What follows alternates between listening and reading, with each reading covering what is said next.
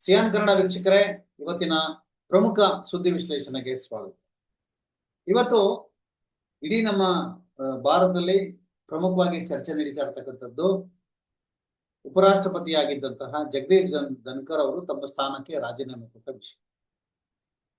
ಅವರು ರಾಜೀನಾಮೆ ಯಾಕೆ ಕೊಟ್ರು? ಅವರು ರಾಜೀನಾಮೆ ಕೊಟ್ರ ಅಥವಾ ಕೊಡಿಸ್ಲಾಯ್ತ? ಅವ್ರಿಗೆ ರಾಜೀನಾಮೆ ಕೊಡಿ ಅಂತ ಹೇಳಿ ಅವ್ರಿಗೆ ಒತ್ತಾಯ ಮಾಡಿದವರು ಯಾರು? ಈ ಪ್ರಶ್ನೆಗಳು ಇವತ್ತು ಗಿರಿಕಿ ಹೊಡಿತಾ ಇದ್ದಾವೆ. ಬಹುತೇಕ ಎಲ್ಲಾ ಮಾಧ್ಯಮಗಳು ಇದನ್ನೇ ಚರ್ಚೆ ಮಾಡ್ತಾ ಇದ್ದಾರೆ.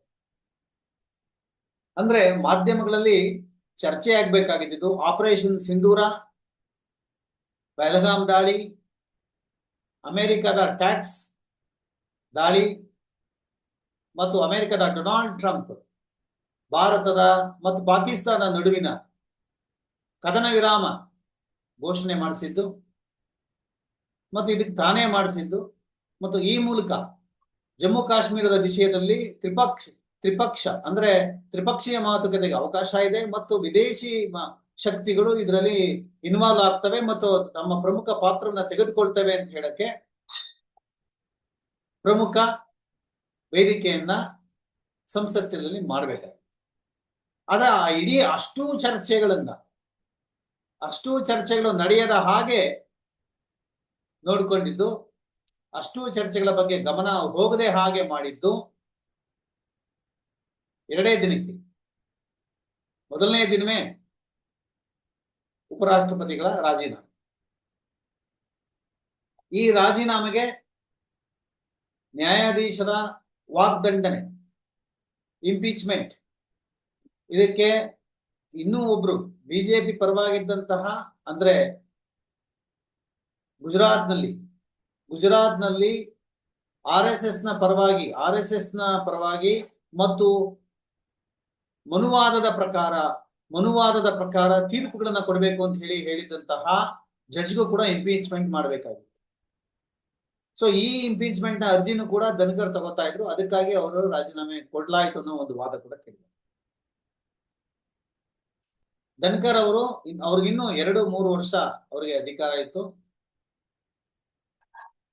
ಮತ್ತು ಅವರು ಅಧಿಕಾರ ಇದ್ದಾಗ ಕಾಂಗ್ರೆಸ್ಗೆ ಮತ್ತು ವಿರೋಧ ಪಕ್ಷಗಳಿಗೆ ಮಾತನಾಡೋದಕ್ಕೆ ಯಾವುದೇ ಕಾರಣಕ್ಕೂ ಅವರು ಅವಕಾಶ ಕೊಡ್ತಾ ಇಲ್ಲ. ಅತ್ಯಂತ ಚತುರ್ಮತಿಯಿಂದ ಲಾಯರ್ ಆಗಿ ತಮ್ಮ ಪ್ರಭಾವವನ್ನು ಬೀರಿದ್ರು ಮತ್ತು ಸರ್ಕಾರವನ್ನ ಇಕ್ಕಟ್ಟಿಗೆ ಸಿಲುಕಿಸಿದ ಹಾಗೆ ಕಾಪಾಡ್ಕೊಂಡು ಹೋಗ್ತಾ ಇದ್ರು. ಸೊ ಆ ಒಂದು ಕಾರಣಕ್ಕೆ ಅವರನ್ನ ಪಶ್ಚಿಮ ಬಂಗಾಳ ರಾಜ್ಯಪಾಲ ಸ್ಥಾನದಿಂದ ತಂದು ಇಲ್ಲಿಗೆ ಅವರನ್ನ ಉಪರಾಷ್ಟ್ರಪತಿಯನ್ನಾಗಿ ಮಾಡಲಾಗ್ತದೆ. ಇದು ನಿಮಗೆಲ್ಲ ಗೊತ್ತು. ಮತ್ತು ಅವ್ರು ಜಾಟ್ ಸಮೂಹಕ್ಕೆ ಸೇರಿದವರು, ರೈತ ಮುಖಂಡರು ಅಂತೆಲ್ಲ ಹೇಳ್ತಾರೆ. ಆದ್ರೆ ಅವ್ರೇನು ಕೃಷಿ ಮಾಡಿಲ್ಲ ಮತ್ತು ರೈತ ಕುಟುಂಬಕ್ಕೆ ಸೇರಿದವರು ಅಂತ ಅವ್ರು ಏನು ಕೃಷಿನೂ ಯಾವ್ದು ಮಾಡಿಲ್ಲ. ಆದ್ರೆ ಇವತ್ತು ನಾವು 3 ಟ್ವೀಟ್ ಬಹಳ ಸ್ಪಷ್ಟವಾಗಿ ನಾವು ಗಮನಿಸ್ಬೇಕು. ಅದರಲ್ಲಿ ಕಾಂಗ್ರೆಸ್ ಪಕ್ಷ ಪವನ್ ಖೇರಾ ಬಿಜೆಪಿ ಹೇಗೆ ಇವರನ್ನ ಯೂಸ್ ಅಂಡ್ ಥ್ರೋ ಮಾಡ್ತು ಅನ್ನೋ ರೀತಿಯಲ್ಲಿ ಟ್ವೀಟ್ ಮಾಡಿದ್ರು. ಜಯರಾಮ್ ರಮೇಶ್ ಅವ್ರ ಧನ್ಕರ್ ಪರವಾಗಿ, ಧನ್ಕರ್ ಒಳ್ಳೆಯವರು, ಸಭ್ಯಸ್ಥರು, ಸದ್ಗೃಹಸ್ಥರು, ಕಾಂಗ್ರೆಸ್ನ ಎತ್ತಿ ಮುದ್ದಾಡಿದವರು, ಕಾಂಗ್ರೆಸ್ ಮಾತಾಡೋದಕ್ಕೆ ಫುಲ್ ಅವಕಾಶಗಳನ್ನ ಕೊಟ್ಟಿದ್ರು ಅನ್ನೋ ರೀತಿಯಲ್ಲಿ ಟ್ವೀಟ್ ಮಾಡಿದ್ರು.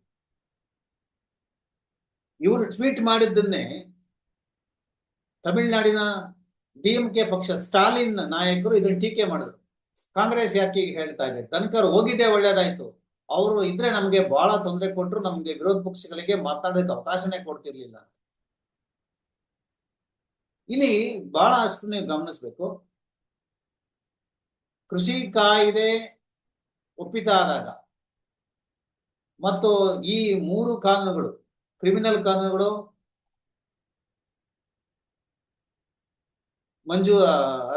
ಕಾನೂನುಗಳು ಮಸೂದೆಗಳು ಪಾಸ್ ಆದಾಗ ಮತ್ತು ಕಳೆದ ಬಾರಿ ಸುಮಾರು ಮಸೂದೆಗಳು ಪಾಸ್ ಆದಾಗ ಆಗೆಲ್ಲ ಇದ್ದಿದ್ದು ಧನ್ಕರ್ ಅಲ್ಲ, ಹರಿವಂಶ ಸಿಂಗ್. ಇವರು ಪತ್ರಕರ್ತರು ಮತ್ತು ಬಿಜೆಪಿಯಲ್ಲಿ RSSಗೆ ಮತ್ತು ಪ್ರಧಾನಿ ಮೋದಿ ಅವರಿಗೆ ಅತ್ಯಂತ ನಿಷ್ಠರಾಗಿ ಕೆಲಸ ಮಾಡ್ತಾರೆ. ಇವತ್ತು ನಿಷ್ಠರಾದ್ರೆ, ಭಕ್ತರಾದ್ರೆ ಅವ್ರಿಗೆ ಕೆಲಸ, ಅವರು ಪತ್ರಕರ್ತರಾಗಿರ್ಲಿ, ಹೋಟ್ಲು ಸೂಪರ್ವೈಸರ್ ಆಗಿರ್ಲಿ, ಎಲ್ಲಾರು ಆಗಿರ್ಲಿ, ನೀವು ಸೇವೆ ಮಾಡಿದ್ರೆ, ಭಕ್ತಿಯಿಂದ ಸೇವೆ ಮಾಡಿದ್ರೆ ದೇವ್ರು ನಿಮ್ಗೆ ವರ ಕೊಡ್ತಾನೋ ಇಲ್ವೋ ಗೊತ್ತಿಲ್ಲ, ಆದ್ರೆ ಮೋದಿ ಅಂತೂ ವರ ಕೊಡ್ತಾರೆ. ಕಂಗನಾ ರಾಣಾವತಿಯಿಂದ ಹಿಡಿದು ಎಲ್ಲರಿಗೂ ವರ ಸಿಕ್ಕೇ ಸಿಗುತ್ತೆ. ಅದಕ್ಕಾಗಿ ಅವರೆಲ್ಲ ಹೇಳ್ತಾ ಇರ್ತಾರೆ, ನೀವೆಲ್ಲ ನೆನ್ಪಿಟ್ಕೊಂಡಿರ್ಬೇಕು, ಮೋದಿ ಅಂದ್ರೆ ಭಗವಂತ, ಮೋದಿ ಅಂದ್ರೆ ದೇವರು, ಮೋದಿ ಅಂದ್ರೆ ದೇವಮಾನವ ಅಂತ. ಹಾಗಾಗಿ ನಾವು ಮೋದಿಯನ್ನ ಇಷ್ಟಪಡೋರ್ಗೆ, ಮೋದಿಯನ್ನ ಬಯಸೋರ್ಗೆ ನಾವು ಅಂಧ ಭಕ್ತರು ಅಂತ. ಇವತ್ತು ಧರ್ಮಸ್ಥಳದ ವಿಷಯ ಕುರಿತಂತೆ ನಾವು ಟ್ವೀಟ್ ಮಾಡಿದ ಸಂದರ್ಭದಲ್ಲಿ ಬಹುತೇಕರು ನಮ್ಮ ಜಾತಿಯನ್ನ, ನಮ್ಮ ಪತ್ರಿಕೋದ್ಯಮವನ್ನ, ಪತ್ರಕರ್ತ ವೃತ್ತಿಯನ್ನ ಎಲ್ಲವನ್ನು ಕೂಡ ಬಾಯಿ ಬಂದಂಗೆ ಮಾತಾಡ್ತಾರೆ. ಸ್ವತಂತ್ರ ಭಾರತದಲ್ಲಿ ಇವತ್ತು ಒಂದು ಅಭಿಪ್ರಾಯ ಅಂದ್ರೆ ಏನಂತೀವಿ ನಾವು, ಸಹಿಷ್ಣುತೆ, ಟಾಲರೆನ್ಸ್ ಅನ್ನೋದು ಹೊರಟೋಗಿದೆ. ಅಂದ್ರೆ ಯಾರು ಸಹಿಸ್ಕೊಳ್ಳಲ್ಲ. ಎರಡು ವಿಚಾರಧಾರೆಗಳು, ನೀವು ಯಾವ್ದೋ ಒಂದು ವಿಚಾರಧಾರೆ ಹೇಳ್ತಿದ್ದೀರಾ, ಸೊ ನಿಮ್ಗೆ ಹೇಳಕ್ಕೂ ಒಂದು ಅವಕಾಶ ಇರಬೇಕು, ಬೇರೆಯವ್ರಿಗೂ ಕೂಡ ಹೇಳೋ ಅವಕಾಶ ಇರಬೇಕು. ನೀವು ಒಂದು ಉತ್ತರ ಕೊಟ್ರೆ ಅವ್ರು ಇನ್ನೊಂದು ಪ್ರಶ್ನೆಗೆ ಹಾರ್ತಾ ಇರ್ತಾರೆ. ಯಾವುದೇ ವಿಷಯ ಲಾಜಿಕ್, ಒಂದು ತಾರ್ಕಿಕ ಅಂತ್ಯಕ್ಕೆ ಬರಲ್ಲ ಮತ್ತು ತಾರ್ಕಿಕವಾಗಿ ಯೋಚನೆ ಮಾಡಲ್ಲ. ಇದನ್ನ ಕ್ರಿಟಿಕಲ್ ಥಿಂಕಿಂಗ್ ಅಂತ ಕರೀತಾರೆ. ಈ ಕ್ರಿಟಿಕಲ್ ಥಿಂಕಿಂಗ್ ಯಾರಿಗೆ ಬರಲ್ಲ ಅಂತಂದ್ರೆ, ಯಾರಿಗೆ ಅಂತಂದ್ರೆ ಅವರು ನಿರ್ಧಾರ ಮಾಡ್ಬಿಟ್ಟಿರ್ತಾರೆ, ಇದೇ ಹೀಗೇನೆ, ಇದು ಇಷ್ಟೇ ಇರುವಂತ, ಅದು ಹಾಗೇ ಇರ್ಬೇಕು. ಸೊ ಅವ್ರಿಗೆ ಕ್ರಿಟಿಕಲ್ ಥಿಂಕಿಂಗ್ ಇರಲ್ಲ. ಸೊ ಯಾವಾಗ ಕ್ರಿಟಿಕಲ್ ಥಿಂಕಿಂಗ್ ಇರಲ್ವೋ, ಸೊ ನಮ್ ಮೆದುಳು ಯೋಚನೆ ಮಾಡೋದು ನಿಲ್ಲಿಸ್ಬಿಡುತ್ತೆ, ಕೆಲಸ ಮಾಡೋದು ನಿಲ್ಲಿಸ್ಬಿಡುತ್ತೆ. ಅದನ್ನ ನಾವು ಹೇಳೋದು, ತಮಾಷೆಗೆ ಹೇಳ್ತಾ ಇರ್ತೀವಿ, ಮೆದುಳು ಆಫ್ ಆಗೋದಿದೆ. ಸೊ ಈ ಮೆದುಳು ಆಫ್ ಆದಾಗ ನಮ್ಗೇನೂ ಗೊತ್ತಾಗಲ್ಲ. ಅವಾಗ್ಲೇ ನಾವು ಅಂಧಭಕ್ತಿ ಬರೋದು, ಅಂಧಾನುಕರಣೆ, ಅಂಧಭಕ್ತಿ ಇವೆಲ್ಲ ಬರ್ತವೆ. ಮತ್ತು ಈ ಪ್ರಮುಖ ವಿಷಯಗಳ ಬಗ್ಗೆ ಚರ್ಚೆ ಮಾಡೋದು ಬಿಟ್ಟು ನಾವು ಬೇರೆ ವಿಷಯಗಳನ್ನೇ ಚರ್ಚೆ ಮಾಡ್ತೀವಿ. ಉದಾಹರಣೆ ಧನ್ಕರ್ ವಿಷಯ. ಸೊ ಇವತ್ತು ಧನ್ಕರ್ ಬಗ್ಗೆ ಪ್ರಧಾನಿ ನರೇಂದ್ರ ಮೋದಿ ಏನ್ ಹೇಳ್ತಾರೆ, ಸುಮಾರು 12 ಗಂಟೆಗಳ, ಅವ್ರು ರಾಜೀನಾಮೆ ಕೊಟ್ಟು 12 ಗಂಟೆಗಳ ನಂತರ ಪ್ರಧಾನಿ ನರೇಂದ್ರ ಮೋದಿ ಟ್ವೀಟ್ ಮಾಡ್ತಾರೆ, Shri Jagdish Dhankhar ji has got many opportunities to serve our country in various capabilities, including as the Vice President of India, wishing him good health. ಅಂದ್ರೆ ಅವ್ರಿಗೆ ಬಹಳಷ್ಟು ಅವಕಾಶ ಸಿಕ್ಕಿದೆ ಬೇರೆ ಬೇರೆ ರೂಪದಲ್ಲಿ. ಆಯ್ತು, ಎಲ್ಲ ಮುಗೀತು, ಬೇಕಾದ ನಿಮ್ಗೆ ಎಷ್ಟು ಬೇಕೋ ಅಷ್ಟು ಕೊಟ್ಟಿದೀವಿ, ಈಗ ಮನೆಗೆ ಹೋಗಿ. This is thankless. ಅಂದ್ರೆ ಯೂಸ್ ಅಂಡ್ ಥ್ರೋ ಮೋಡ್ ಇವ್ರದ್ದು, ನರೇಂದ್ರ ಮೋದಿ ಬಹಳ ಸ್ಪಷ್ಟವಾಗಿ ಹೇಳ್ತಾರೆ. ಒಬ್ಬ ಉಪರಾಷ್ಟ್ರಪತಿಗೆ ಒಂದು ಸರಿಯಾದ ವಿಧಾಯವೇ ಸಿಕ್ಲಿಲ್ಲ. ಇದನ್ನೇ ಇವತ್ತೆಲ್ಲ ಹೇಳಿದ್ರು, ಜೈಸಿ ಕರ್ನಿ ವೈಸಿ ಬರ್ನಿ ಅಂತೇಳಿ ಹೇಳ್ತಾ ಇದ್ರು. ಅಂದ್ರೆ ಅವರೇನು ವಿರೋಧ ಪಕ್ಷಗಳಿಗೆ, ಈ ದೇಶದ ವ್ಯವಸ್ಥೆಗೆ, ಪ್ರಜಾಪ್ರಭುತ್ವಕ್ಕೆ ಏನ್ ಮಾಡಿದ್ರು, ಇವತ್ತು ಅದು ಅವ್ರಿಗೆ ಸಿಕ್ಕಿದೆ ಅಂತ ಹೇಳಿ, ಜೈಸಿ ಕರ್ನಿ ವೈಸಿ ಬರ್ನಿ ಅಂತ. ಧನ್ಕರ್ ಏಜ್ 75 ಈಗ ಎಲ್ಲ ಇಬ್ಬರದು, ಈ ಸೆಪ್ಟೆಂಬರ್ಗೆ ಎಲ್ಲರದು ಇಬ್ಬರದು 75 ಆಗುತ್ತೆ.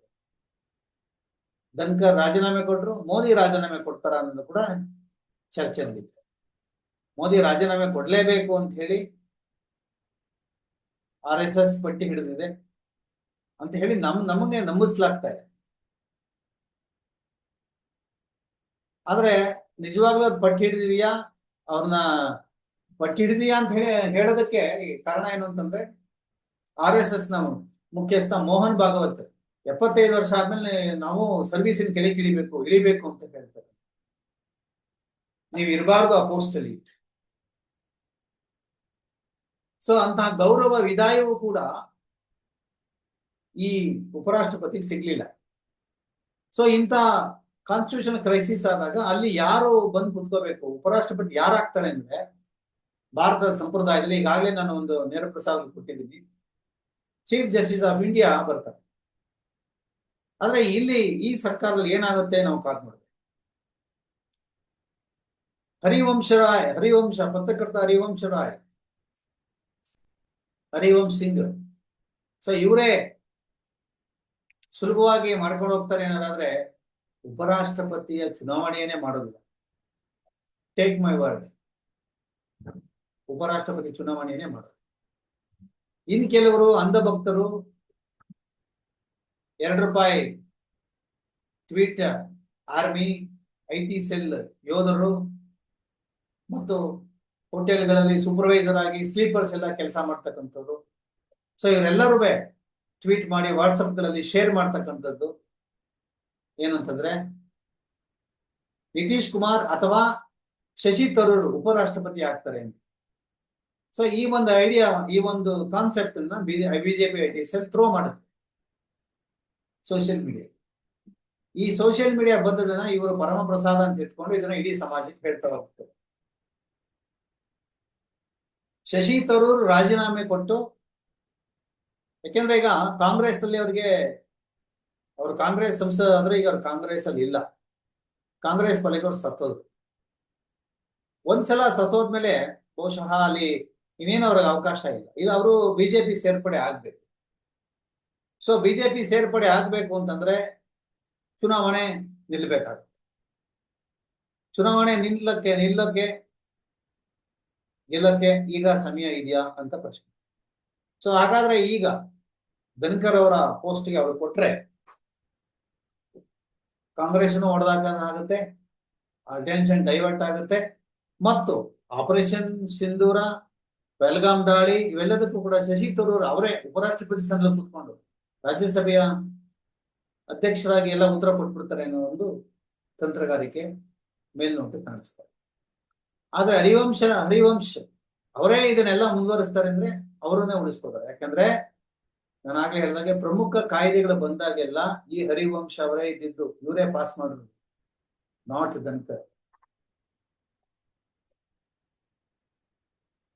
ನಾವು ಈ ನರೇಂದ್ರ ಮೋದಿ ಅವರ ಟ್ವೀಟ್ ಇಂದ ನೋಡಿದ್ಮೇಲೆ ನಂಗೆ ಈಗ ಅನಿಸ್ತಾ ಇರ್ತಕ್ಕಂಥದ್ದು, ನಮಗೆ ಈಗ ಅಂದ್ರೆ ನರೇಂದ್ರ ಮೋದಿ RSS ಇಳಿಸ್ಬಿಡುತ್ತಾ, ಮುಗಿದು ಬಿಡುತ್ತಾ ಈ ವ್ಯವಸ್ಥೆ, ಈಗ ಕೊನೆ ಆಗ್ಬಿಡುತ್ತಾ, ನಾಳೆಗೆ ಎಂಡ್ ಆಗ್ಬಿಡುತ್ತಾ ಅಂತ. ನಾಳೆಗೆ ಎಂಡ್ ಆಗಲ್ಲ. ಈ ಒಂದು ಬದಲಾವಣೆಯಿಂದ ಎದುರ್ಕೊಂಡ್ಬಿಟ್ಟಿದಾರ ಮೋದಿ? ಇಲ್ಲ. ಅವರಿಗೆ ಇಂಗ್ಲೆಂಡ್ ಪ್ರವಾಸಕ್ಕೆ ಹೋಗ್ತಾರೆ, 28ಕ್ಕೆ ಅವರು ಬರ್ತಾರೆ. ಸೊ ಅವ್ರು ಬಂದ ನಂತರವೇ ಸಂಸತ್ತು, ಅಲ್ಲಿವರೆಗೂ ಸಂಸತ್ತಲ್ಲಿ ಏನು ಇರಲ್ಲ. ನೋಡಿ ಹೇಗಿದೆ, ಅವ್ರು ಬಂದು ಏನ್ ಮಾತಾಡ್ತಾರೆ ಅಷ್ಟೇ. ಇಡೀ ಸಂಸತ್ ವ್ಯವಸ್ಥೆಯನ್ನ ಹೇಗೆ ಕೊಲಾಪ್ಸ್ ಮಾಡಾಗಿದೆ, ಕೊಡಿಸಿದರೆ ಅನ್ನೋದಕ್ಕೆ ಇದು ಬಹಳ ಸ್ಪಷ್ಟವಾದ ಉದಾಹರಣೆ. ಅಂದ್ರೆ ಈ ನರೇಂದ್ರ ಮೋದಿ ಹೆದರ್ಕೊಂಡ್ಬಿಡ್ತಾರ ಅಥವಾ ಇವ್ರನ್ನ ಬಗ್ ಬಿಡ್ತಾ RSS ಅನ್ನೋದಾದ್ರೆ, ಸೊ ಇಲ್ಲಿ ನಾವೀಗ ನರೇಂದ್ರ ಮೋದಿ ಅವರನ್ನ ಕೇವಲ ಒಬ್ಬ ವ್ಯಕ್ತಿಯಾಗಿ ನೋಡ್ಬಾರ್ದು. ಈಗ ಅವರು ಶಕ್ತಿ ಅಂತಲ್ಲ, ಅವ್ರ ಶಕ್ತಿ ಅಲ್ಲ, ಅವರು ಈಗ ಅವರ ಒಂದು ವ್ಯವಸ್ಥೆ ಆಗ್ಬಿಟ್ಟಿದೆ. ವ್ಯವಸ್ಥೆ, ಈ ವ್ಯವಸ್ಥೆ ಏನು ಅಂದ್ರೆ ಅದು ಆಟೋಕ್ರಸಿ, ಅಂದ್ರೆ ಸರ್ವಾಧಿಕಾರದ ಒಂದು ವ್ಯವಸ್ಥೆಯನ್ನ ಮಾಡಿಟ್ಟಿದೆ. ಈ ವ್ಯವಸ್ಥೆಯ ಕಂಟ್ರೋಲ್ ಮ್ಯಾನ್ಯುವಲ್ ಕಂಟ್ರೋಲ್ ಮಾಡ್ತಕ್ಕಂಥದ್ದು, ಮ್ಯಾನ್ಯುವಲ್ ಹ್ಯಾಂಡ್ಲ್ಗಳು ಇರ್ತಕ್ಕಂಥದ್ದು ನರೇಂದ್ರ ಮೋದಿ ಕೈಯಲ್ಲಿ. ಇಡೀ ಸರ್ಕಾರವನ್ನ ಇವತ್ತು ಆಟೋ ಮೋಡ್ಗೆ ತಂದಿರಿಸಿದೆ. ಆಟೋ ಮೋಡ್ ಅಂದ್ರೆ ಆಟೋ ಮೋಡ್ ಅಂತಂದ್ರೆ ನೀವು ಎಲೆಕ್ಟ್ರಿಕ್ ವೆಹಿಕಲ್ಗಳನ್ನ, ಗೇರ್ ಇಲ್ದಿರೋ ಗಾಡಿಗಳನ್ನ ಓಡಿಸಿದ್ರೆ ನಿಮ್ಗೆ ಗೊತ್ತಾಗುತ್ತೆ. ಸೊ ಈ ಆಟೋ ಮೋಡ್ ಬಂದ್ರೆ ಅದ್ರ ಪಾಡಿಗೆ ಅದು ಹೋಗ್ತಾ ಇರುತ್ತೆ. ಹಂಪ್ ಬಂದ್ರು ಹಾಗೆ ಹೋಗುತ್ತೆ, ಗದ್ದೆ ಹೋಗಿದ್ರು ಹಾಗೆ ಹೋಗ್ತಾ ಇರುತ್ತೆ. ಅದಕ್ಕೆ ರೋಡು ಬೇಕಾಗಿಲ್ಲ, ಏನಿಲ್ಲ, ಹಾಗೆ ಹೋಗ್ತಾ ಇರುತ್ತೆ ವೆಹಿಕಲ್. ಸೊ ಅಂಥ ಸ್ಥಿತಿಗೆ ತಂದು ನಿಲ್ಲಿಸಿದರೆ ಭಾರತವನ್ನು. ಆಟೋ ಮೋಡ್ ಅಲ್ಲಿ ಇದೆ ಭಾರತ, ಆಟೋಕ್ರೆಸಿಯ ಆಟೋ ಮೋಡ್ ಅಲ್ಲಿ ಇದೆ. ಸೊ ಈ ಸಿಸ್ಟಮ್ನ ಆಟೋಕ್ರೆಸಿ, ಆಟೋ ಮೋಡ್ ನ ಸಿಸ್ಟಮ್ ಇದು ನರೇಂದ್ರ ಮೋದಿ. ಬೇರೆ ಯಾರಿಗೆ ಬೇಕಾಗಿದೆಯೋ ಇಲ್ವೋ, ಆದ್ರೆ ಈ ಸಿಸ್ಟಮ್ಗೆ ನರೇಂದ್ರ ಮೋದಿ ಬೇಕು. ಈ ಸಿಸ್ಟಮ್ ಅಂದ್ರೆ ಯಾರ್ಯಾರು ಇದ್ದಾರೆ ಇದರಲ್ಲಿ? ಎಲ್ಲರೂ ಇದ್ದಾರೆ. ಉದ್ದಿಮೆದಾರರು ಇದ್ದಾರೆ, ಅಧಿಕಾರಿಗಳಿದ್ದಾರೆ, RSS ಇದೆ, ಎಲ್ಲರೂ ಇದರಲ್ಲಿ. ಇವನ್ ಬಿಜೆಪಿ ಕೂಡ ಇದೆ, ನೇರ ಪಾಲುದಾರ ಬಿಜೆಪಿ. ಅಂದ್ರೆ ನೀವು ಈ ಸರ್ಕಾರ ಅಂದ್ರೆ ನಿಮ್ಗೆ ಉದಾಹರಣೆ ನೋಡ್ತಾ ಹೋದ್ರೆ NCERT ಪುಸ್ತಕಗಳ ಬದಲಾವಣೆ ಮಾಡ್ತಾ ಇದ್ದಾರೆ, ಪಠ್ಯ ಪುಸ್ತಕವನ್ನ ಬದಲಾವಣೆ ಮಾಡ್ತಾ ಇದ್ದಾರೆ, ಪಠ್ಯಗಳನ್ನ ಚೇಂಜ್ ಮಾಡ್ತಾರೆ, ಕೇಸರೀಕರಣ ಮಾಡ್ತಾ ಇದ್ದಾರೆ. ಇತಿಹಾಸವನ್ನ ತೆಗೆದಾಕ್ತ ಕೆಲಸ ಮಾಡಿದ್ವಿ, ತಿರ್ಚ್ಕಂತ ಕೆಲಸ ಮಾಡ್ತಾ ಇದ್ದಾರೆ.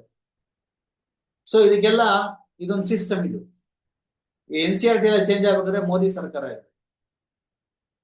GST ಹಾಕಿ ಅತಿ ಹೆಚ್ಚು ಜನರಿಗೆ ವಸೂಲಿ ಮಾಡ್ತಾ ಇದ್ದಾರೆ ಮೋದಿ ಸರ್ಕಾರ.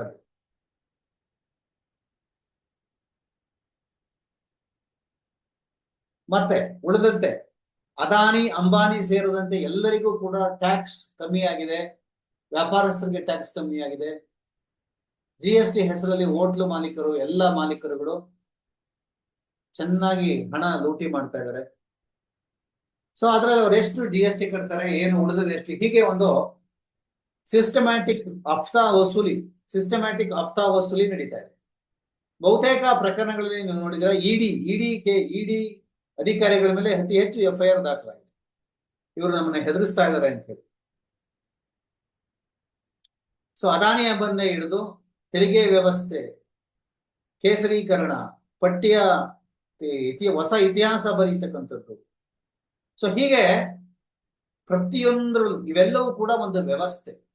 ಸೊ ಈ ವ್ಯವಸ್ಥೆಯ ಮೇಲ್ವಿಚಾರಕ ನರೇಂದ್ರ ಮೋದಿಗೆ ಈ ಒಂದು ವ್ಯವಸ್ಥೆಯಲ್ಲಿ, ಒಂದು ಸಿಸ್ಟಮ್ ಅಲ್ಲಿ ಸಾವಿರಾರು ಜನ ಇದ್ದಾರೆ.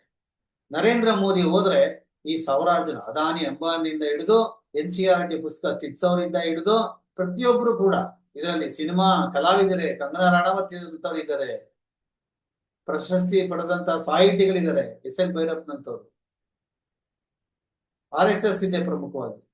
RSSಗೆ ಸಾವಿರಾರು ಎಕರೆ ಜಮೀನು ಬರ್ತಾ ಇದೆ, ಕಟ್ಟಡಗಳು ಬರ್ತಾ ಇದಾವೆ. ಇತಿಹಾಸ ಹೊಸ ಇತಿಹಾಸ ಬರೀತಾ ಇದ್ದಾರೆ. NCERT ಪಠ್ಯ ಪುಸ್ತಕಗಳ ಬದಲಾವಣೆ ಆಗ್ತಾ ಇದೆ. ಹೀಗೆ ಅತ್ಯಂತ ಸಮರ್ಥವಾಗಿ ಇಡೀ ಭಾರತದ ವ್ಯವಸ್ಥೆಯನ್ನ ಕೊಲಾಪ್ಸ್ ಮಾಡ್ತಕ್ಕಂಥ, ಕೊಡಿಸ್ತಕ್ಕಂಥ, ಅಲ್ಲಿ ಕೇಸರೀಕರಣ ಮಾಡ್ತಕ್ಕಂಥ, ಮತ್ತೆ ಕಾರ್ಪೊರೇಟೀಕರಣ ಮಾಡತಕ್ಕಂಥ, ಕಾರ್ಪೊರೇಟೀಕರಣ ಯಾವುದು ಯಾರಿಗೂ ಸುಲಭವಾಗಿ ಸಿಗಬಾರದು ಆ ಕೆಲಸವನ್ನ ಮಾಡ್ತಾರೆ. ಇಡೀ ದೇಶದಲ್ಲಿ ಕರ್ನಾಟಕವೂ ಸೇರಿದಂತೆ ಸರ್ಕಾರಿ ಶಾಲೆಗಳನ್ನ ಮುಚ್ಚಲಾಗ್ತಾ ಇದೆ, ಪ್ರೈವೇಟ್ ಸ್ಕೂಲ್ಸ್ ಗಳನ್ನ ತೆಗಿತಾ ಇದ್ದಾರೆ. ಎಲ್ಲ ಸ್ಕೂಲ್ಸ್ ಗಳಿಗಿಂತ ಅತಿ ಹೆಚ್ಚು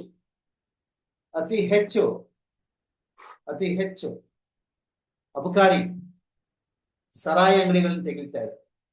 ಬಾರ್ಗಳನ್ನು ಓಪನ್ ಬಾರ್ಗಳು ತೆಗಿಯಕ್ಕೆ ಲೈಸೆನ್ಸ್ ಕೊಡ್ತಾ ಇದ್ದಾರೆ. ನೀವು ಇಡೀ ದೇಶದಲ್ಲಿ ರೈಡ್ ಮಾಡ್ತಕ್ಕಂಥ ಯಾವ್ದಾರೆ ಅಬಕಾರಿ ತೆರಿಗೆ, ಅಬಕಾರಿ ಲ್ಯಾಂಡ್, ಅಬಕಾರಿ ಮನಿ ಲಾಂಡ್ರಿಂಗ್ ಕೇಸ್, ಮನಿ ಮಾಫಿಯಾದಲ್ಲಿ ರೈಡ್ ಮಾಡ್ತಾರೆ. ರಾಜ್ಯ ಸರ್ಕಾರಗಳಿಗೆ ಈ ಅಬಕಾರಿ ಮತ್ತೆ ಸ್ಟ್ಯಾಂಪ್ ಡ್ಯೂಟಿ ಇವೆರಡೇ ಸೋರ್ಸ್ ಆಫ್ ಟ್ಯಾಕ್ಸ್ ಇರ್ತಕ್ಕಂಥದ್ದು. ಇನ್ನು ಉಳಿದ ಹಣ ಎಲ್ಲ ಬಿಜೆಪಿಗೆ ಹೋಗುತ್ತೆ, ಅಂದ್ರೆ ಕೇಂದ್ರ ಸರ್ಕಾರಕ್ಕೆ. ಒಕ್ಕೂಟ ವ್ಯವಸ್ಥೆಯನ್ನ ಕೊಲೆ ಮಾಡಲಾಗಿದೆ, ಒಕ್ಕೂಟ ವ್ಯವಸ್ಥೆಯನ್ನ ತೆಗೆದುಹಾಕಲಾಗಿದೆ. ಒಕ್ಕೂಟ ವ್ಯವಸ್ಥೆಯ ಬದಲಾಗಿ ಮೋದಿ ಸಿಸ್ಟಮ್ ಬಂದಿದೆ. ಒಕ್ಕೂಟ ವ್ಯವಸ್ಥೆ ಬದಲು ಮೋದಿ ವ್ಯವಸ್ಥೆ ಬಂದಿದೆ. ಈ ಮೋದಿ ವ್ಯವಸ್ಥೆ ಅಂದ್ರೆ ಸರ್ವಾಧಿಕಾರ, ಆಟೋಕ್ರಸಿ ಮೂಡ್ ಬಂದು ಕೂತಿದೆ. ಆಯ್ದ ಜನಕ್ಕೆ ಮಾತ್ರ ಮತದಾನ ಉಳ್ಕೊಡುತ್ತೆ, ಉಳಿದವರಿಗೆ ಮತದಾನ ಇದೆ. ಸೊ ಈ ಸಿಸ್ಟಮ್ ಅಂದ್ರೆ ನರೇಂದ್ರ ಮೋದಿ ಈಗ ಹಾಗಾದ್ರೆ ಅವರು ನೆಮ್ಮದಿಯಾಗಿ ಈಗ ಇವರನ್ನ ಧನ್ಕರ್ ಅವ್ರನ್ನ ತೆಗೆದಾಕಿ ಈಗ ಏನೂ ಚರ್ಚೆ ಮಾಡದಂತ ಸ್ಥಿತಿಗೆ ಭಾರತವನ್ನು ತಂದಿಟ್ಟು, ಅನ್ಕ್ವಶ್ಚನಬಲ್ ಸ್ಟೇಟಸ್ಗೆ ತಂದಿಟ್ಟು, ಅವ್ರೀಗ ವಿದೇಶ ಪ್ರವಾಸ ಹೋಗಿ ಮಾಹಿತಿಗಳು ಇಲ್ಲೇ ಉಳ್ಕೊತಾವ, ಆಚೆ ಬರ್ತಾವ, ಅದನ್ನ ಪ್ರಶ್ನೆ ಬರೋಣ. ಇಲ್ಲಿ ನರೇಂದ್ರ ಮೋದಿ ಈಗ ಇಡೀ ದೇಶಕ್ಕೆ ಒಂದು ಸಸ್ಪಿಷಿಯಸ್ ಕ್ಯಾರೆಕ್ಟರ್ ಆಗಿ, ಒಂದು ಅನುಮಾನಾಸ್ಪದ ವ್ಯಕ್ತಿಯಾಗಿ ಕಾಣ್ತಾ ಇದ್ದಾರೆ. ಈವನ್ ಬಿಜೆಪಿ ಈಗ ಏನ್ ಮಾಡ್ತಾರೆ, ಇವ್ರು ಏನ್ ಮಾಡ್ತಾರೆ, ಅಮಿತ್ ಶಾ ಇಡೀ ಈ ವ್ಯವಸ್ಥೆಯ ಸೂತ್ರಧಾರ. ಈ ಸೂತ್ರಧಾರನ ಮುಂದೆ ಇರ್ತಕ್ಕಂಥ ಮುಖವಾಡ ನರೇಂದ್ರ ಮೋದಿ, ಹಿಂದೆ ಇರ್ತಕ್ಕಂಥ ಸೂತ್ರಧಾರರು ಕಾರ್ಪೊರೇಟ್ ಕಂಪನಿ, RSS ಅಜೆಂಡಾವಾದಿ. ಸೊ ಈ ವ್ಯವಸ್ಥೆ ಬಿದ್ದೋಗ್ಬಿಡುತ್ತೆ ನರೇಂದ್ರ ಮೋದಿ. ಸೊ ನೀವು RSS ಗೆ ಫಂಡ್ ಎಲ್ಲಿ ತರ್ತೀರಾ, NCERT ಪುಸ್ತಕ ಹೆಂಗ್ ಬದಲು ಮಾಡ್ತೀರಾ, RSS ನ ಜನರಿಗೆ ಬ್ರೈನ್ ವಾಶ್ ಹೆಂಗ್ ಮಾಡ್ತೀರಾ, ಅವ್ರ ವಿಷಯ ಹೆಂಗ್ ತುಂಬ್ತೀರಾ ನೀವೆಲ್ಲ. ಸೊ ಈ ವ್ಯವಸ್ಥೆ ಆಟೋಕ್ರಾಟ್ ವ್ಯವಸ್ಥೆ ನಡಿಬೇಕಂದ್ರೆ ಮೋದಿ ಇರ್ಬೇಕು. ಮೋದಿನ ಚೇಂಜ್ ಮಾಡಕ್ಕಾಗಲ್ಲ. ಮೋದಿನ ಚೇಂಜ್ ಮಾಡಿದ್ರೆ ಈ ವ್ಯವಸ್ಥೆ ಬಿದ್ದೋಗುತ್ತೆ. ಇದು RSS ನ ಮುಂದೆ ಇರ್ತಕ್ಕಂಥ ಸಂಕಟ. ಸೊ ಈ ಸಂಕಟದ ನಡುವೆನೂ ಅವರನ್ನ ಬದಲಾಯಿಸಿದ್ರೆ ದೇಶಕ್ಕೆ ಏನಾಗುತ್ತೆ? ಸೊ ಏನಾಗುತ್ತೆ ಅಂತಂದ್ರೆ, ಸೊ ಬಹಳ ಸ್ಪಷ್ಟವಾಗಿ ಏನು ಮೋದಿ ಎದುರ್ಕೊಂಡಿಲ್ಲ, ಅವರು ವ್ಯವಸ್ಥೆಯನ್ನ ಕಂಟ್ರೋಲ್ ತಗೊಳಕ್ ಕಾಯ್ತಾ ಇದ್ದಾರೆ. ಭಾರತ ಮತ್ತು ಪಾಕಿಸ್ತಾನ ಗಡಿಯಲ್ಲಿ ಸೇನೆಯನ್ನು ಜಮಾವಣೆ ಮಾಡ್ತಾ ಇದ್ದಾರೆ.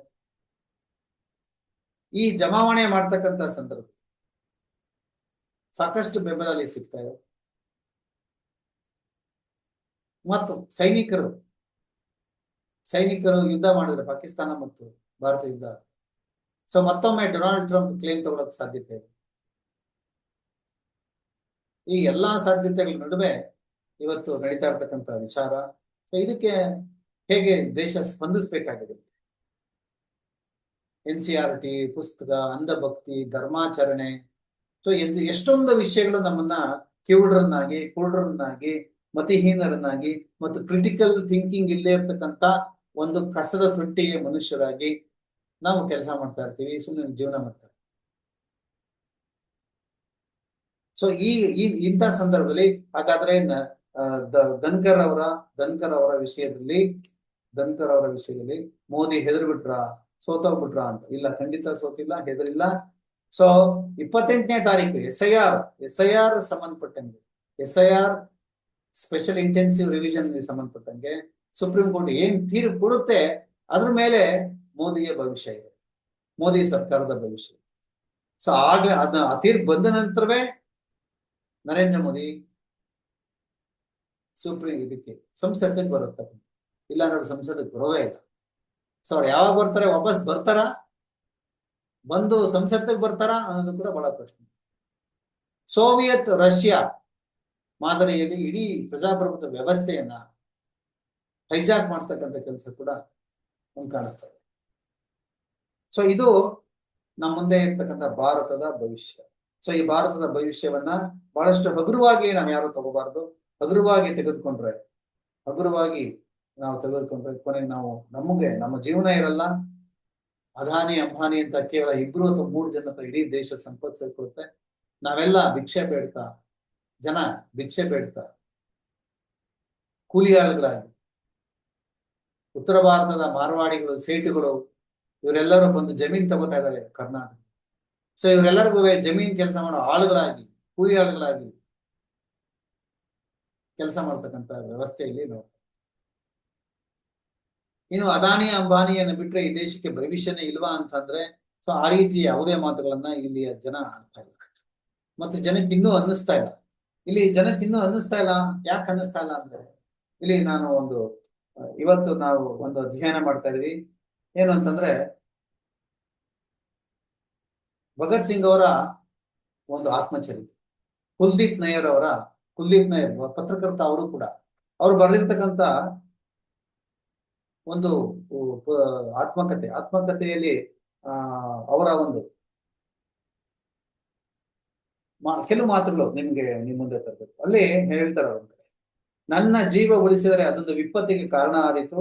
ನಾನು ನಗುತ್ತಾ ಸತ್ತರೆ ಭಾರತದ ತಾಯಂದಿರು ತಮ್ಮ ಮಕ್ಕಳಿಗೆ ಭಗತ್ ಸಿಂಗ್ನ ಧ್ಯೇಯವನ್ನು ಅನುಸರಿಸಬೇಕಂತ ಹೇಳ್ಬಹುದು. ನನ್ನನ್ನು ಗಲ್ಲಿಗೇರಿಸಿದ್ರೆ ಮುಂದೆ ಸ್ವತಂತ್ರ ಭಾರತದಲ್ಲಿ ತಾಯಂದಿರು ನನ್ನ ಧ್ಯೇಯವನ್ನ ಅಂಗೀಕರಿಸಬಹುದು. ಅದರ ಪರಿಣಾಮವಾಗಿ ಅದಮ್ಯ ಸ್ವಾತಂತ್ರ್ಯ ಹೋರಾಟಗಾರರ ಸಂಖ್ಯೆ ಜಾಸ್ತಿ ಆಗ್ಬಹುದು. ಆದ್ದರಿಂದ ಸೈತಾನ್ಯ ಶಕ್ತಿಗಳು ಕ್ರಾಂತಿಯ ಮುನ್ನಡೆಯನ್ನ ತಡೆಗಟ್ಟೋದಕ್ಕೆ ಅಸಾಧ್ಯ ಆಗಿದೆ.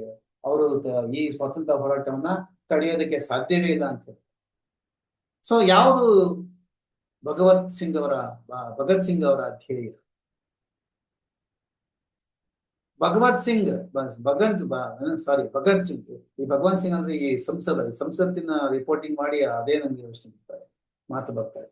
ಭಗತ್ ಸಿಂಗ್ ದೃಷ್ಟಿಯಲ್ಲಿ ಭಾರತ ಸ್ವಾತಂತ್ರ್ಯ ಹೋರಾಟ ಅಂತಂದ್ರೆ ಮೂಲತಃ ಆರ್ಥಿಕ ಸುಧಾರಣೆಗೋಸ್ಕರ ನಡೀತಕ್ಕಂಥ ಹೋರಾಟ.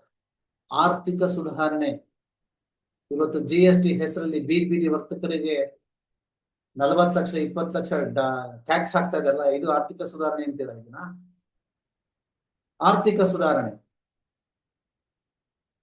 ಆರ್ಥಿಕ ಸುಧಾರಣೆಗಾಗಿ ನಡೆಸ್ತಕ್ಕಂಥ ಹೋರಾಟ. ಸ್ವಾತಂತ್ರ್ಯ ಸುಧಾರಣೆಗೆ ಒಂದು ಅವಕಾಶ ಕಲ್ಪಿಸುತ್ತೆ. ಸ್ವಾತಂತ್ರ್ಯ ಸುಧಾರಣೆಗೆ ಒಂದು ಅವಕಾಶ ಕೊಡುತ್ತೆ. ಬಡತನ ನಿರ್ಮೂಲನಗೊಳಿಸದ ಬಡತನ ನಿರ್ಮೂಲನಗೊಳಿಸದ ಭಾರತ ಕೇವಲ ಹೆಸರಿಗಷ್ಟೇ ಸ್ವಾತಂತ್ರ್ಯ, ಕೇವಲ ಹೆಸರಿಗಷ್ಟೇ ಸ್ವಾತಂತ್ರ್ಯ. ಬಡತನ ನಿರ್ಮೂಲನಗೊಳಿಸ್ಬೇಕು, ಜನರ ಬಡತನ ನಿರ್ಮೂಲನ, ಅದೇ ಸ್ವಾತಂತ್ರ್ಯ. ಮುಂದುವರೆದು ಹೇಳ್ತಾರೆ, ಆರ್ಥಿಕ ಸ್ವಾತಂತ್ರ್ಯ ಇಲ್ಲದ ರಾಜಕೀಯ ಸ್ವಾತಂತ್ರ್ಯಕ್ಕೆ ಏನರ್ಥ? ನಾವು ಇದನ್ನೇ ಹೇಳ್ತಾ ಇದೀವಿ, ಬಹಳಷ್ಟು ದಿನಗಳನ್ನ ಹೇಳ್ತಾ ಇದೀವಿ.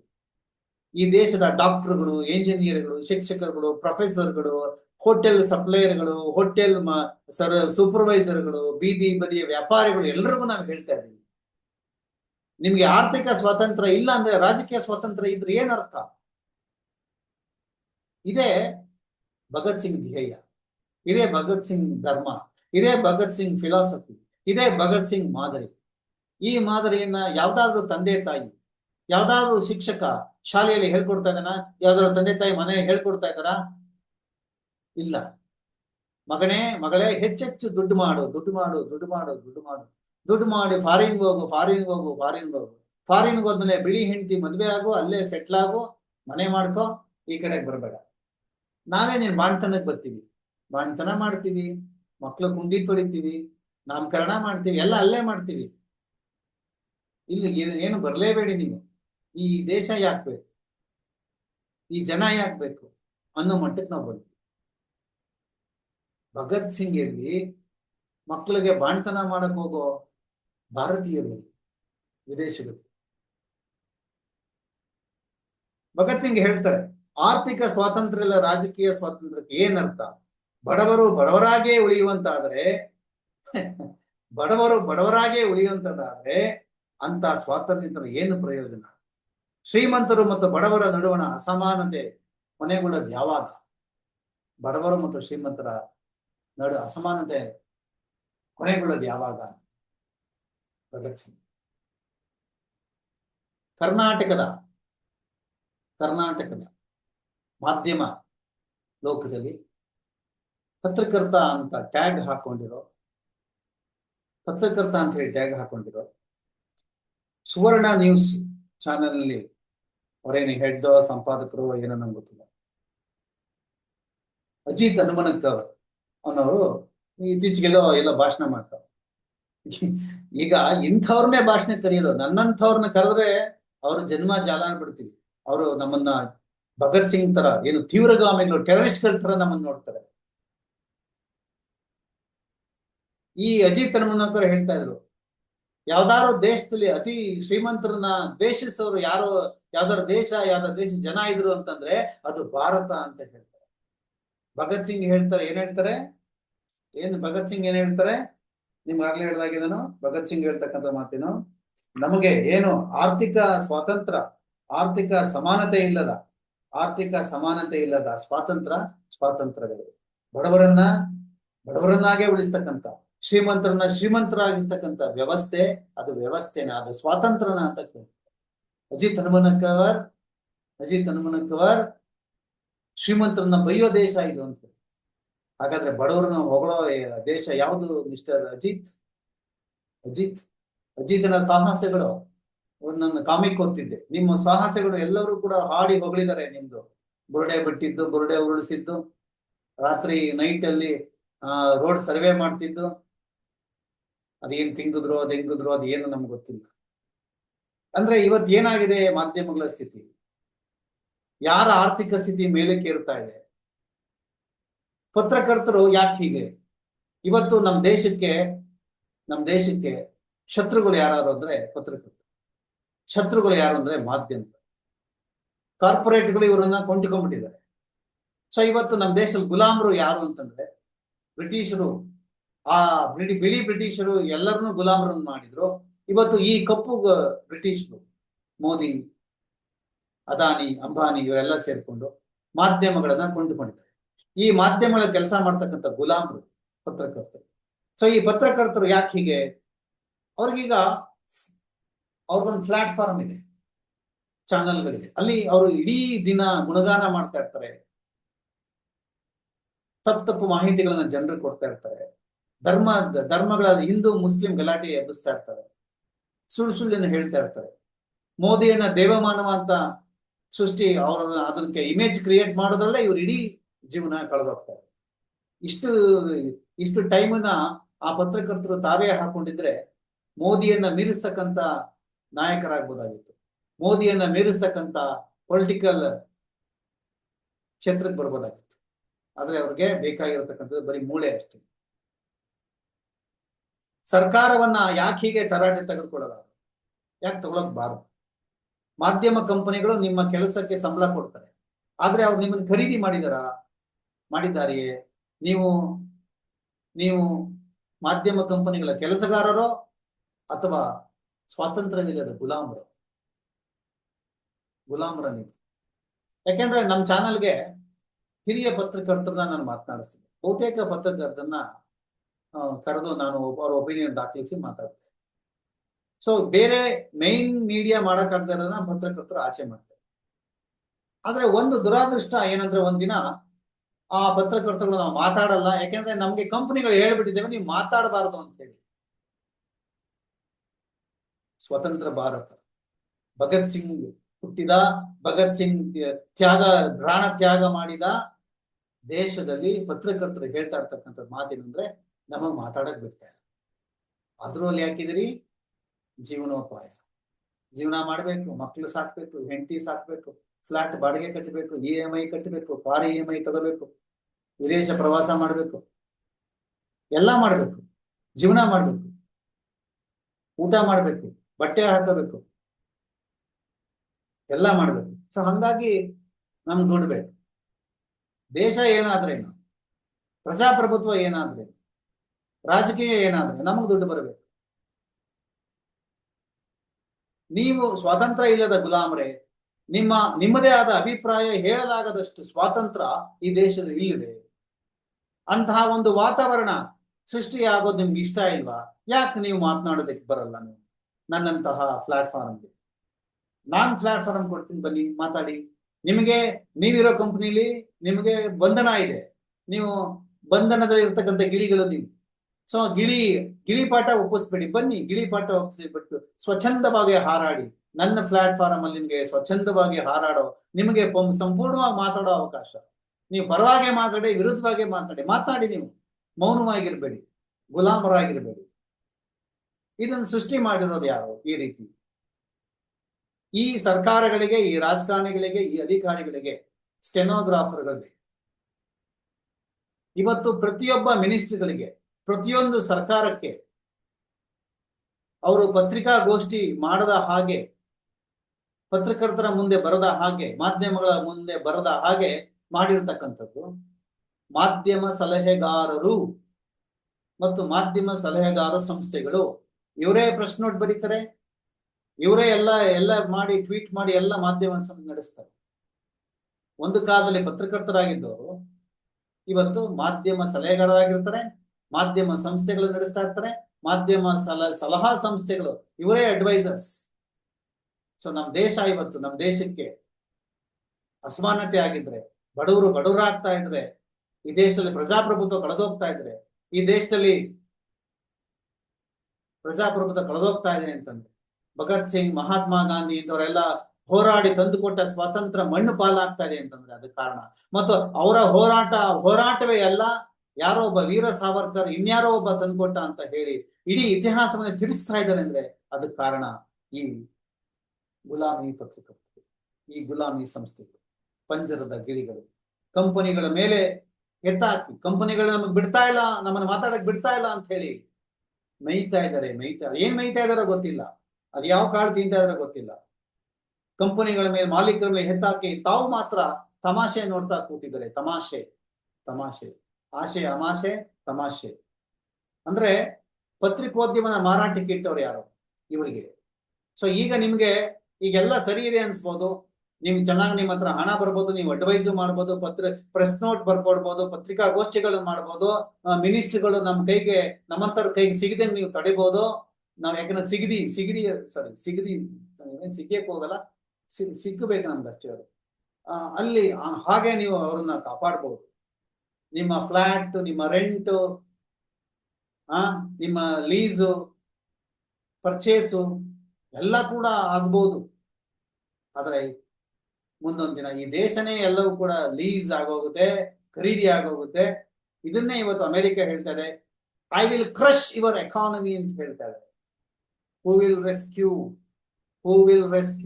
India, who will rescue Indian economy? ಇಡೀ ದೇಶದ ವ್ಯವಸ್ಥೆ ಕುಸಿದೋದಾಗ, ನಾನು ಆಗಲೇ ಇದನ್ನೇ ಹೇಳಿದೆ, ಈ ಕುಸಿತಾ ಇರೋ ವ್ಯವಸ್ಥೆಯನ್ನ ತಂದಿರ್ತಕ್ಕಂಥದ್ದು ನರೇಂದ್ರ ಮೋದಿ. ಈ ವ್ಯವಸ್ಥೆಯ ಚಿಪ್ಪು, ಪ್ರೋಗ್ರಾಮ್ ಚಿಪ್ಪು, ಈ ಪ್ರೋಗ್ರಾಮ್ ಅನ್ನ ಹೇಗ್ ಬೇಕಾದ್ರೂ ರೆಡಿ ಮಾಡ್ಕೋಬಹುದು. ಸೊ ಇವತ್ತು ಪತ್ರಕರ್ತರು ಹೇಗೆ ರೆಡಿ ಆಗಿದ್ರೆ ಅಂತಂದ್ರೆ, ನನ್ನ ಹೇಳಿದಾಗೆ ಗುಲಾಮಗಿರಿ ಅವ್ರ ತಲೆಗೆ ಬಂದ್ಬಿಟ್ಟಿದೆ, ಪ್ರಶ್ನೆ ಕೇಳದೆ ಇರ್ತಕ್ಕಂಥದ್ದು ಬಂದಿದೆ. ಸೊ ನಿಮ್ಮ ಪತ್ರಿಕೋದ್ಯಮ ಎಲ್ಲಿರುತ್ತೆ?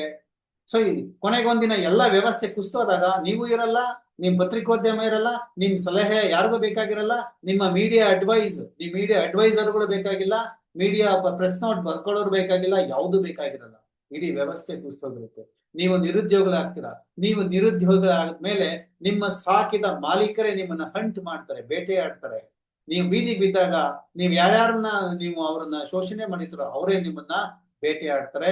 ಆ ಬೇಟೆ ಆಡಕ್ ಬಂದಾಗ ನಿಮ್ಮನ್ನ ಕಾಪಾಡಕ್ ಯಾರೂ ಇರಲ್ಲ. ರಾಜಕಾರಣಿಗಳು ನಿಮ್ಮನ್ನ ಸಲಹೆಗಾರನ ಯಾಕೆ ನೇಮಿಸ್ಕೊಳ್ತಾ ಇದ್ದಾರೆ? ಅವ್ರಿಗೆ ಅಷ್ಟು ದುಡ್ಡು ಎಲ್ಲಿ ಬಂತು? ಅವ್ರಿಗೆ ಏನ್ ಸಲಹೆ ಕೊಡ್ತಾ ಇದ್ದೀರಾ? ಇವತ್ತು ನನಗೆ ಗೊತ್ತಿರೋ ಪತ್ರಕರ್ತ ಒಬ್ರು, ಹಿರಿಯ ಪತ್ರಕರ್ತರು ಇವತ್ತು ಜೆಡಿಎಸ್ ಪಕ್ಷವನ್ನ ಹಾಡಿ ಹೊಗಳ್ತಾ ಇದ್ದಾರೆ. ಮತ್ತು ಅದು ಫೀನಿಕ್ಸ್ ಹಕ್ಕಿಯಾಗಿ ಎದ್ದು ಬರುತ್ತೆ ಅಂತ ಹೇಳಿ ಮಾತನಾಡ್ತಾ ಇದ್ದಾರೆ, ಮತ್ತು ಅದಕ್ಕೆ ಬೇಕಾದ ಸಲಹೆಗಳನ್ನು ಕೊಡ್ತಾರೆ. ಇನ್ನೊಬ್ಬ ಪತ್ರಕರ್ತ ರಾಹುಲ್ ಗಾಂಧಿ ಪುಸ್ತಕ ಬರೆದು ರಾಹುಲ್ ಗಾಂಧಿಗೆ ಸಲಹೆಗಾರಾಗಿಟ್ಕೊಂಡು ಕೊನೆಗೆ JDS ನ ಮೇಲೆ ಕೆತ್ತಕ್ಕಂತ ಪ್ರಯತ್ನ ಮಾಡಿ ಅವರಪ್ಪನ ಪುಸ್ತಕ ಕೂಡ ಬರೆದು ಆ ಪತ್ರಕರ್ತ ಬರೀ ಪುಸ್ತಕ ಬರೆಯೋ ಪತ್ರಕರ್ತ. ಸೊ ಇವತ್ತು ಇಂಥ ಪತ್ರಕರ್ತರು ನಮ್ಮ ದೇಶವನ್ನ ಎಲ್ಲಿಗೆ ತಂದು ನಿಲ್ಲಿಸಿದ್ದಾರೆ? ನಿರ್ಮಾಣ ಆಗ್ತಾ ಇರ್ತಕ್ಕಂಥ ವ್ಯವಸ್ಥೆ, ಈ ವ್ಯವಸ್ಥೆ ರಾಜಕಾರಣಿಗಳು ನಿಮ್ಮನ್ನು ಎಲ್ಲಿಗೆ ತಂದು ನಿಲ್ಲಿಸಿದ್ದಾರೆ ಅಂದ್ರೆ, ಅವ್ರು ನಿಮ್ಮನ್ನ ಗುಲಾಮರನ್ನಂಗ್ ಮಾಡ್ಕೊಂಡಿದ್ರು. ಪತ್ರಕರ್ತ ನೀವು ಅವ್ರ ಸೇವೆ ಮಾಡ್ತಾ ಇದ್ದೀರಾ, ಅವ್ರು ಕೊಡೋ ದುಡ್ಡಿಗೋಸ್ಕರ ಸೇವೆ ಮಾಡ್ತಾ ಇದ್ದೀರಾ. ಆದ್ರೆ ನಿಮ್ಗೆ ಅನ್ಸುತ್ತೆ ನಿಮ್ಗೆ ದುಡ್ಡು ಬರ್ತಾ ಇದೆ, ಅವರು ನಿಮ್ಗೆ ಪೇಮೆಂಟ್ ಕೊಡ್ತಾರೆ, ನಿಮ್ ನಾಲೆಡ್ಜ್ ಬಳಕೆ ಆಗ್ತದೆ ಅಂತ. ಆದ್ರೆ ಅದ್ರ ಅಲ್ಟಿಮೇಟ್ ರಿಸಲ್ಟ್ ಏನು ಅಂತಂದ್ರೆ, crush of the nation, crush of the freedom, crush of the democracy, crush of the equality, crush of the fraternity. Everything will be going to crush. ಎಲ್ಲವೂ ನಾಶ ಆಗುತ್ತೆ. ಏನನ್ನೂ ನೋಡದ, ಏನನ್ನೂ ಪ್ರಶ್ನೆ ಮಾಡದ ಪತ್ರಿಕೋದ್ಯಮ, ಪ್ರಶ್ನೆ ಮಾಡದ ಪ್ರಜೆಗಳು, ಇದೇ ಇವತ್ತು ಈ ಸರ್ವಾಧಿಕಾರದ ವ್ಯವಸ್ಥೆಯನ್ನ ಬೇಕಾಗುತ್ತೆ. ಇದೇ ವ್ಯವಸ್ಥೆ ಕಾಯಂ ಆದ್ರೆ, ಪ್ರಶ್ನೆಯೇ ಇಲ್ಲ ಅನ್ನೋದಾದ್ರೆ, ಎದುರಾಳಿಗಳೇ ಇಲ್ಲ